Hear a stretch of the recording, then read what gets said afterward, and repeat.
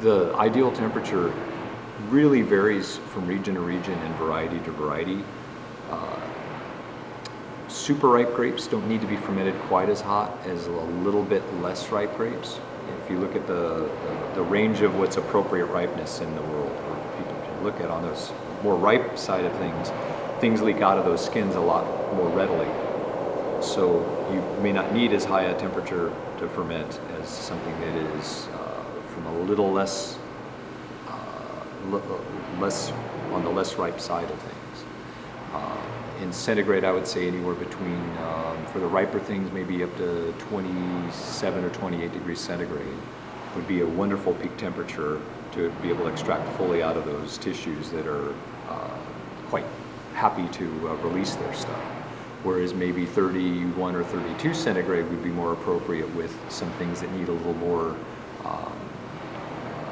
help in extracting those goodies, like less ripe Pinot Noir, for example, or more verby Pinot Noir from colder places. You might want to ferment at a little higher temperature.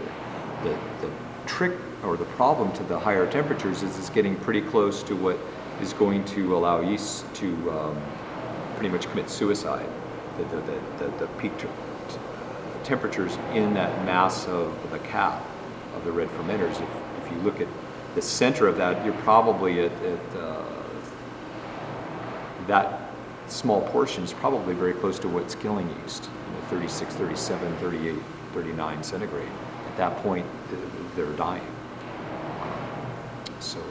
And what I mean by peak temperature, I look at after I punch it down and kind of mix things up, then I take that temperature because it encompasses a wider range of zones in that ecosystem as opposed to the hottest spot.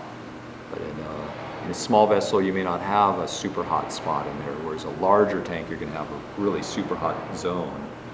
And near the exterior, you're going to have a lot cooler zone. So that's one reason it's imperative to try to mix things up a little bit thermally, as well as just to mechanically help assist in the extraction, through a little bit of, I guess you could say it's almost like pressing, but a very, very, very gentle level of pressing. Just kind of move things around, and then things leak out of those somewhat damaged tissues. That is what we want. We want them damaged, and we want them to leak out some of the things that make the red wines really good.